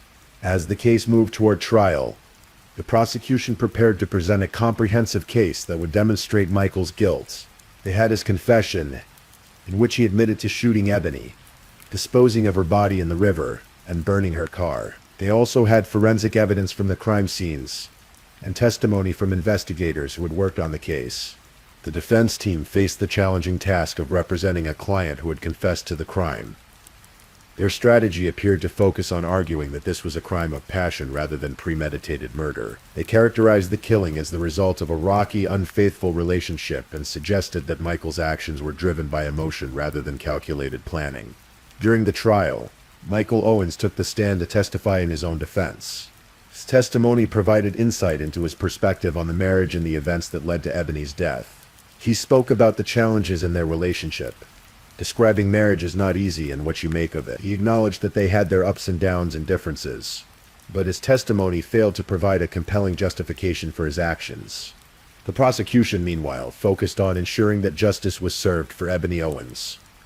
They argued that regardless of any marital problems, nothing justified the murder of an innocent person and the subsequent attempts to cover up the crime.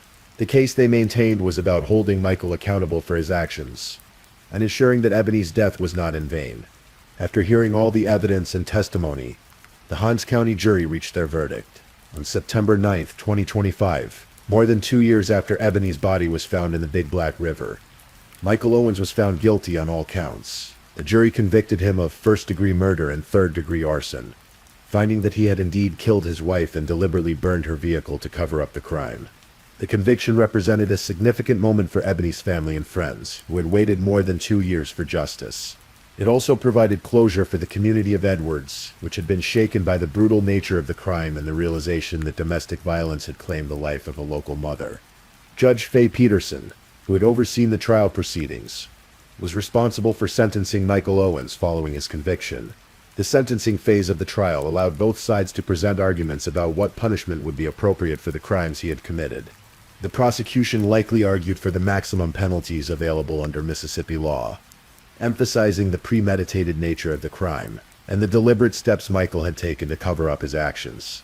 The murder of Ebony, followed by the disposal of her body and the burning of her car, demonstrated a callous disregard for human life that warranted severe punishment. The defense, having failed to secure an acquittal, would have focused on mitigation factors that might have influenced the judge to impose a lighter sentence. However, given the severity of the crimes and the defendant's own confession, their options were limited. Judge Peterson ultimately sentenced Michael Owens to life in prison for the murder charge and an additional 3 years for the arson charge. This sentence ensured that Michael would spend the rest of his life behind bars, unable to harm anyone else, and paying the ultimate price for his crimes.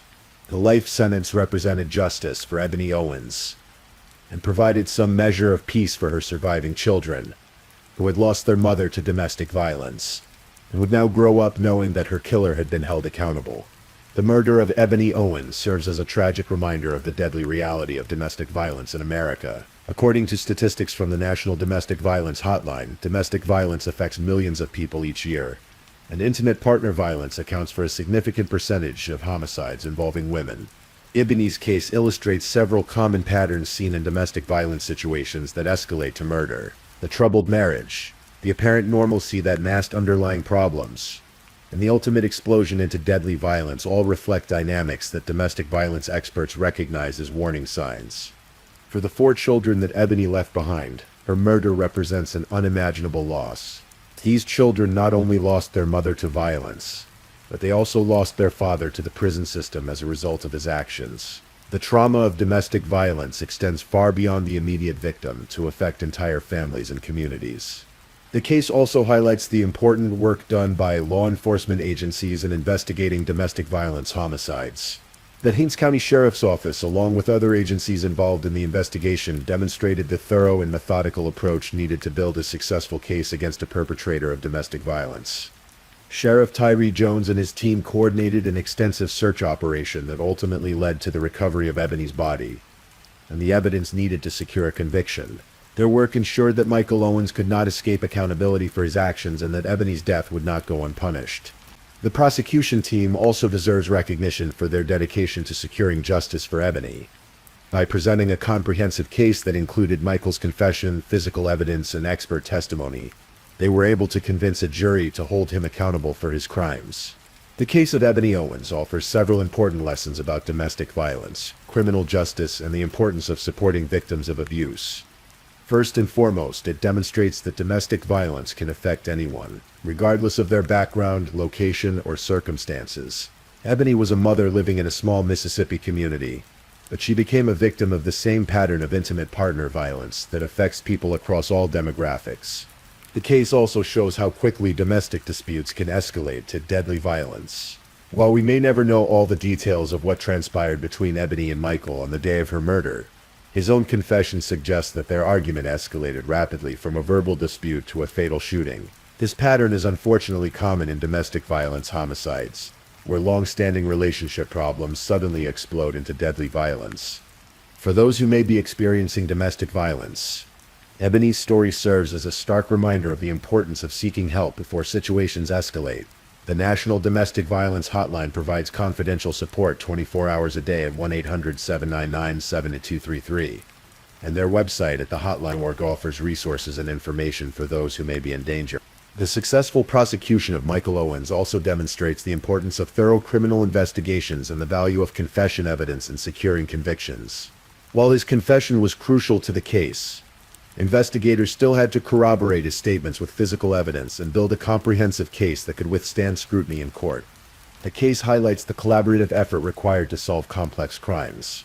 Multiple law enforcement agencies worked together to search for Ebony, investigate her murder, and build the case against her husband. This cooperation was essential to ensuring that justice was served, and that Michael could not escape accountability for his actions. As we conclude this examination of the murder of Ebony Owens, we're left with both a sense of justice served and a profound sadness for a life cut short by domestic violence. Ebony was a mother of 4 children who deserved to live a life free from violence and fear. Instead, she became another victim of intimate partner violence, killed by the person who should have protected and cherished her. The conviction and life sentence of Michael Owens represents the successful application of the criminal justice system in holding perpetrators of domestic violence accountable for their actions. The conviction and life sentence of Michael Owens represents the successful application of the criminal justice system in holding perpetrators of domestic violence accountable for their actions.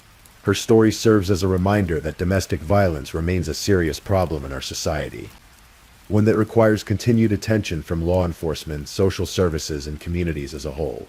Each case represents not just a criminal act, but a human tragedy that ripples through families and communities for generations. The waters of the Big Black River, where Ebony's body was found, continue to flow through Mississippi, carrying with them the memory of a life lost to violence. But her story also carries a message about the importance of justice, the dedication of those who work to solve crimes, and the ongoing need to support victims of domestic violence before tragedy strikes. For those listening to this story, whether you're seeking sleep or simply wanting to understand this tragic case, remember that behind every true crime story is a real person who deserved better. Ebony Owens was that person. A mother, a daughter, a human being whose life had value and whose death demands that we do better in preventing such tragedies in the future. In the end, the murder of Ebony Owens is both a story of justice served and a call to action for all of us to recognize the signs of domestic violence and work to create a world where such tragedies become increasingly rare. Her memory deserves nothing less than our continued commitment to protecting others who may find themselves in similar danger. The case is closed. Michael Owens will spend the rest of his life in prison, and Ebony Owens can finally rest in peace, knowing that her killer has been held accountable for his crimes. May her story serve as both a warning and an inspiration for continued efforts to combat domestic violence in all its forms. Please, if you're still awake, let's move on to our last story. Story 5.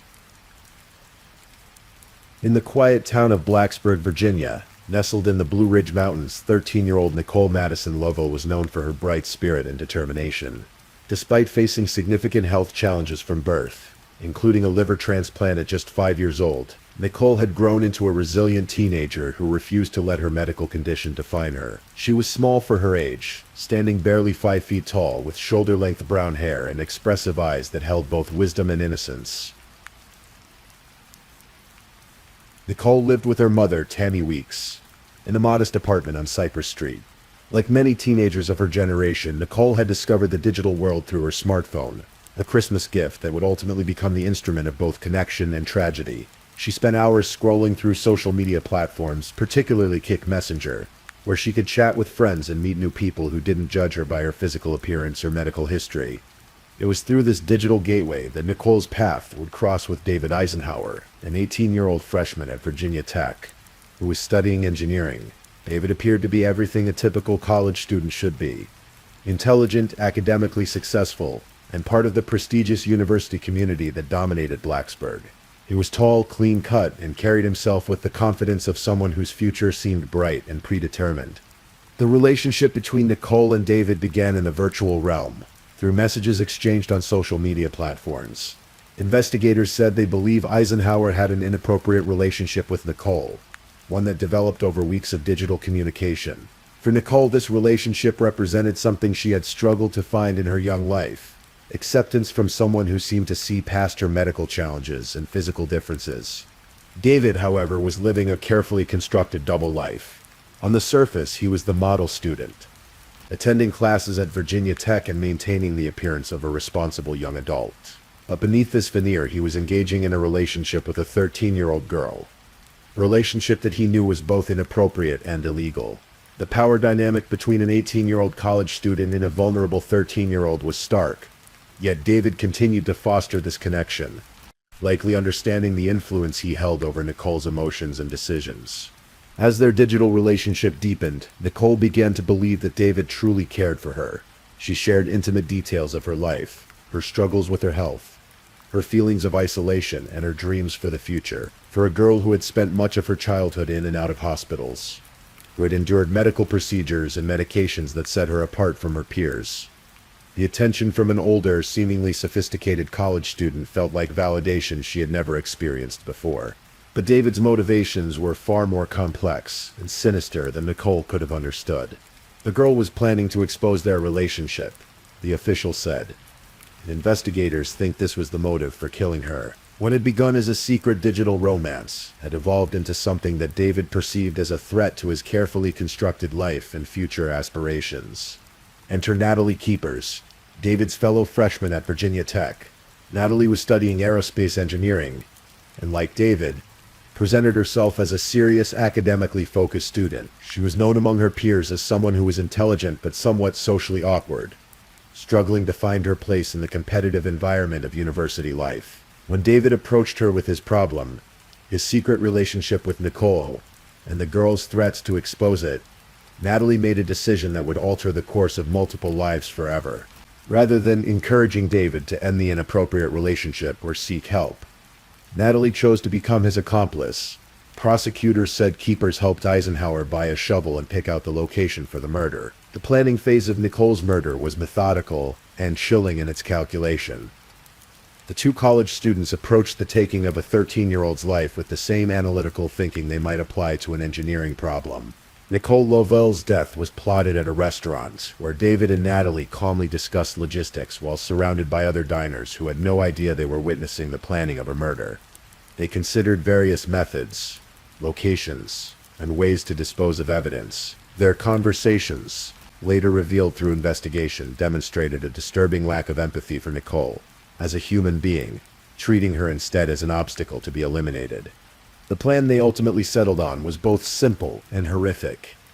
David would arrange to meet Nicole under the pretense of their ongoing relationship, luring her away from the safety of her home. Once she was isolated, he would kill her, and Natalie would help him dispose of the body and cover up the crime.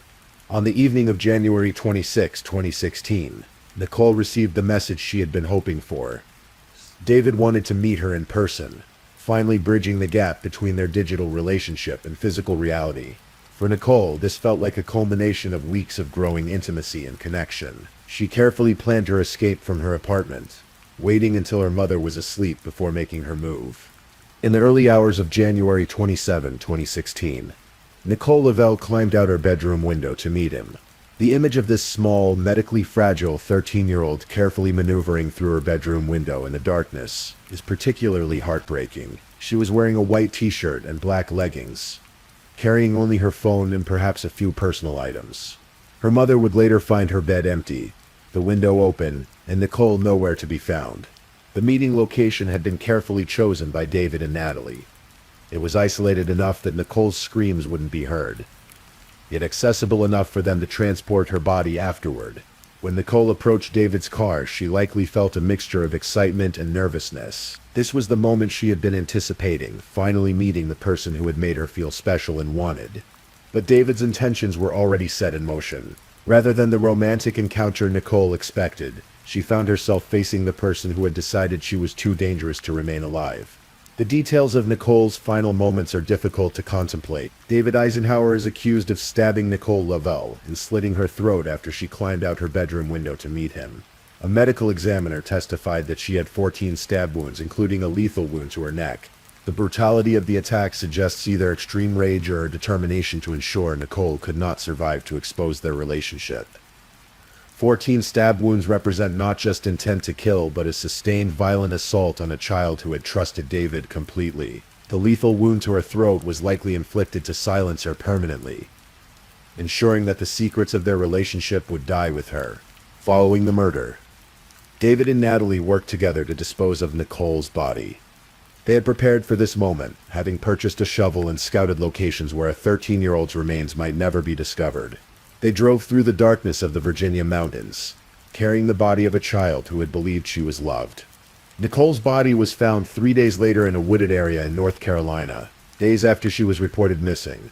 Lovell's body was found at North Carolina border, on Route 89 in Surry County, 80 miles south of her home. The location was remote, along a highway that cut through rural countryside where her remains might have gone undiscovered for months or even years, if not for the extensive search efforts that followed her disappearance. Meanwhile, back in Blacksburg, Tammy Weeks had awakened to discover her daughter missing. The open window, the empty bed, and Nicole's absence triggered immediate panic. Tammy knew that Nicole, despite her teenage desire for independence, would not have left voluntarily without explanation, especially given her medical needs and the medications she required daily. The search for Nicole involved multiple law enforcement agencies, volunteers from the community, and extensive media coverage. Tammy Weeks made desperate public appeals for her daughter's safe return, appearing before television cameras with the hollow-eyed exhaustion of a mother whose world had been turned upside down. The entire Blacksburg community rallied around the search effort, with volunteers combing through wooded areas, abandoned buildings, and any location where a 13-year-old might be found. During this period, David and Natalie continued their normal college routines, attending classes and maintaining their academic responsibilities as if nothing had happened. This ability to compartmentalize the murder of a child while continuing with daily life speaks to a level of psychological detachment that investigators would later find deeply disturbing. The break in the case came through digital forensic evidence. Nicole's phone records revealed her communications with David in the days and hours leading up to her disappearance. The technological tools that had facilitated their relationship ultimately became the evidence that would expose her killers. Text messages, social media interactions, and location data painted a clear picture of the events leading to Nicole's death. 18-year-old David Eisenhower is charged with abduction and first-degree murder in the death of Lovell, who vanished Jan 27. Another Virginia Tech student, 19-year-old Natalie Keepers, is charged with accessory before and after the fact. When authorities arrested the two students, the Blacksburg community was shocked. These were not the troubled outsiders that might be expected in such a case, but seemingly successful students at their prestigious university. The trials of David Eisenhower and Natalie Keepers would later reveal the full extent of their planning and the cold calculation behind Nicole's murder. David Eisenhower has been found guilty on all charges related to the murder of Nicole Lovell, after changing his plea to no contest on all charges. His decision to enter a no-contest plea came after days of testimony that painted a horrific picture of premeditation and brutality.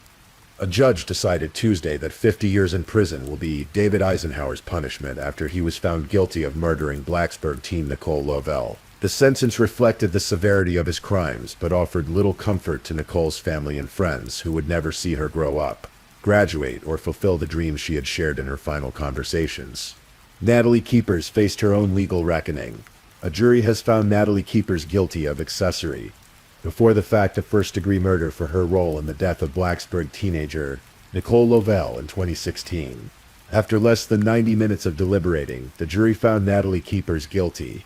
The speed of the jury's deliberation suggested that the evidence of her involvement was overwhelming and undeniable. Former Virginia Tech student Natalie Keepers was sentenced to 40 years in prison for accessory before the fact of first-degree murder. The jury has recommended Natalie Keepers serve 40 years in prison for her role in the death of Blacksburg teenager Nicole Lovell. Her sentence acknowledged that while she may not have physically killed Nicole, her role in planning and facilitating the murder made her equally culpable in the eyes of the law.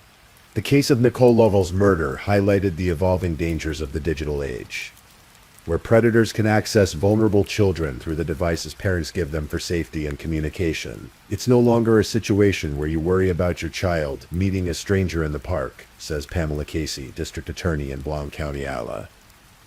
You really need to worry about the stranger your child's meeting on the phone you gave them for Christmas. This is the new crime of our time. Nicole's story serves as a tragic reminder of how online predators can exploit the normal teenage desires for connection and acceptance.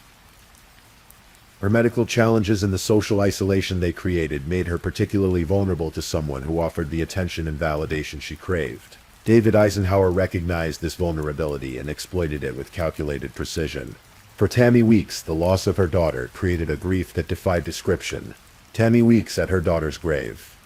Every morning, I come out here, sit with her. The daily ritual of visiting Nicole's grave became a way for her mother to maintain a connection with the daughter who had been taken from her far too soon. The impact of Nicole's murder extended far beyond her immediate family. The Blacksburg community, already shaken by the revelation that Virginia Tech students had been responsible for killing a local child, began to grapple with questions about how such evil could emerge from their midst. The university itself faced difficult questions about whether warning signs had been missed, and whether more could have been done to identify students who posed a danger to the community. The case also sparked broader discussions about online safety, parental monitoring of digital communications, and the responsibility of social media platforms to protect underage users from predatory behavior. Nicole's death became a cautionary tale shared by law enforcement agencies, schools, and parent groups across the country. From a psychological perspective, The case raised disturbing questions about how two seemingly normal college students could plan and execute the murder of a child with such apparent detachment. Neither David nor Natalie showed significant signs of mental illness or previous violent behavior. Their ability to compartmentalize the planning and execution of murder while maintaining their academic and social responsibilities suggested a level of antisocial behavior that was both rare and terrifying. The forensic evidence in the case painted a clear picture of premeditation, the purchase of the shovel, the scouting of disposal locations, and the methodical planning of the murder demonstrated that this was not a crime of passion, but a calculated decision to eliminate what they perceived as a threat. This level of planning made their crimes even more heinous in the eyes of the law and the public. The trials also revealed the power dynamics that had existed in Nicole's relationship with David. As investigators pieced together their digital communications, it became clear that David had used his age, education, and perceived sophistication to manipulate a vulnerable teenager. He had positioned himself as someone who understood and accepted her in ways that others did not, creating an emotional dependency that he would ultimately exploit to lure her to her death. The legal proceedings were particularly difficult for Nicole's family, as they were forced to relive the details of her final days and hours. The evidence presented in court painted a vivid picture of a child who had believed she was meeting someone who cared for her, only to encounter the person who had already decided she must die. The contrast between Nicole's expectations and the reality of her fate added an extra layer of tragedy to an already heartbreaking case. The appeals process that followed both convictions provided additional insight into the legal complexities of the case. An appeals court upheld the conviction of Natalie Keepers by a lower court for her role in the murder of 13-year-old Nicole Lavelle. The appeals court's decision to uphold the convictions reinforced the strength of the evidence and the appropriateness of the sentences handed down by the lower courts. For law enforcement agencies, the Nicole Lavelle case became a template for investigating crimes that originate in the digital realm, but culminate in physical violence. The successful prosecution of both defendants demonstrated the importance of digital forensic evidence, and the need for investigators to understand how predators use technology to identify and groom their victims.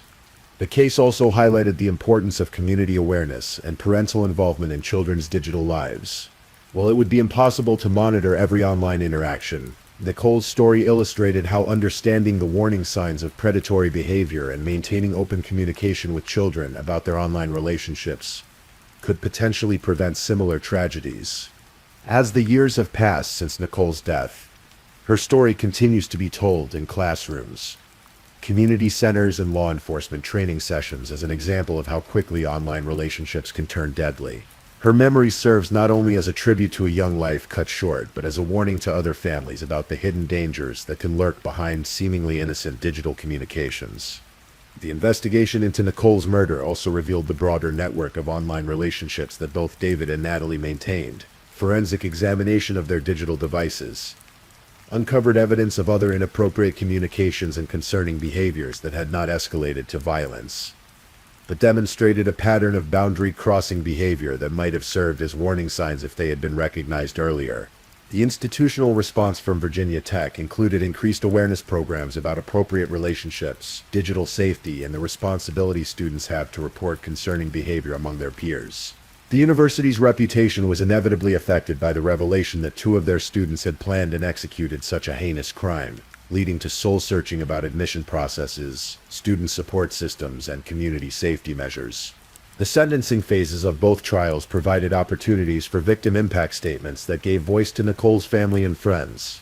These statements painted a picture of a young girl who had faced significant medical challenges with courage and determination, who had dreams for her future despite the obstacles she faced, and who had touched the lives of many people in her brief 13 years. The medical aspects of Nicole's story added another layer of tragedy to her death. Having survived a liver transplant at age 5, she had already overcome challenges that many adults never face. The immunosuppressive medications she required to prevent organ rejection made her more vulnerable to infections and other health complications. But they had not diminished her spirit, or her desire to live a normal teenage life. Her small stature, a result of her medical condition, made her appear even younger than her 13 years. This physical vulnerability, combined with her emotional need for acceptance and connection, created a perfect storm that David Eisenhower was able to exploit. The power imbalance between a physically and emotionally vulnerable 13-year-old and an 18-year-old college student could not have been more pronounced. The digital evidence in the case provided a chilling timeline of Nicole's final days. Her messages showed increasing excitement about meeting David in person, revealing a child who believed she was about to experience something wonderful rather than walking toward her death. The contrast between her anticipation and the reality of what awaited her made the crime even more heartbreaking. The location where Nicole's body was found along Route 89 in Surrey County, North Carolina, became a place of pilgrimage for her family and friends. The remote, wooded area where David and Natalie had hoped her remains would never be discovered, instead became a crime scene that would ultimately provide crucial evidence for their prosecution. The extensive search effort that preceded the discovery of Nicole's body demonstrated the power of community response to tragedy. Hundreds of volunteers joined law enforcement officers in combing through difficult terrain, driven by the hope that a 13-year-old girl might still be found alive. When that hope was extinguished, the same community energy was redirected towards supporting Nicole's family and ensuring that justice was served. The psychological profiles developed of both David Eisenhower and Natalie Keepers during their trials revealed individuals who appeared to lack empathy for their victim while maintaining the ability to function normally in their academic and social environments. This combination of traits, the ability to plan and execute extreme violence while maintaining a normal exterior, is particularly concerning to mental health professionals and law enforcement officials. The case also raised questions about the role of accomplices in violent crimes. Natalie Keeper's decision to help plan and facilitate Nicole's murder, rather than reporting David's intentions to authorities, illustrated how quickly someone can cross the line from bystander to participant in a violent crime. Her 40-year sentence reflected the court's view that her assistance was crucial to the successful execution of the murder plot. The impact on the Virginia Tech community was profound and long-lasting. Students struggled to understand how two of their peers could have been capable of such violence, leading to increased awareness programs about recognizing warning signs of dangerous behavior and the importance of reporting concerns to appropriate authorities.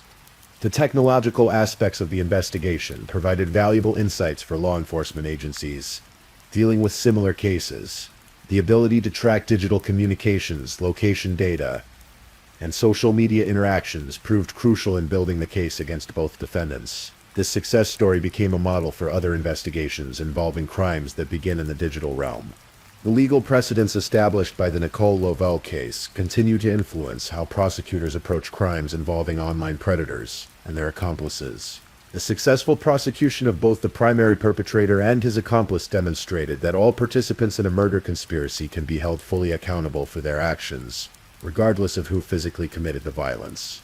As we reflect on Nicole Lovell's story, we remember a 13-year-old girl who faced medical challenges with courage, who sought connection and acceptance in an increasingly digital world, and who trusted someone who ultimately betrayed that trust in the most devastating way possible.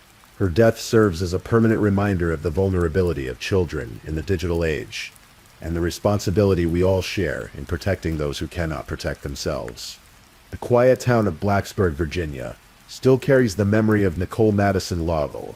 In the places where she walked, the school where she studied, and the apartment building where she lived with her mother, her absence is felt. But her memory also serves a purpose, warning other families about the dangers that can hide behind friendly messages and romantic promises made by strangers on the internet. Nicole's story continues to be told, not just as a tragedy, but as a call to action for parents, educators, and communities to remain vigilant about the safety of children in both physical and digital spaces. In her death, Nicole became a teacher, showing the world the devastating consequences when predators are allowed to exploit the trust and vulnerability of children. In the end, the murder of Nicole Lovell was not just the story of one girl's tragic death, but a window into the evolving nature of predatory behavior in the digital age. Her memory lives on not only in the hearts of those who loved her, but in the awareness her story has created in the lives it may have saved by teaching others to recognize the warning signs of online predators. The case closed with justice served, but the lessons learned from Nicole's death continue to resonate. In a world where children carry the internet in their pockets, her story remains a crucial reminder that the dangers our children face have evolved, but our responsibility to protect them remains unchanged. Thank you for listening to tonight's true crime story. Rest peacefully knowing that another story awaits you next time, ready to accompany you on another journey toward restorative sleep. But if you're still awake, don't forget to like and subscribe so you don't miss our next true crime stories. And until next time, stay safe and take care. Good night.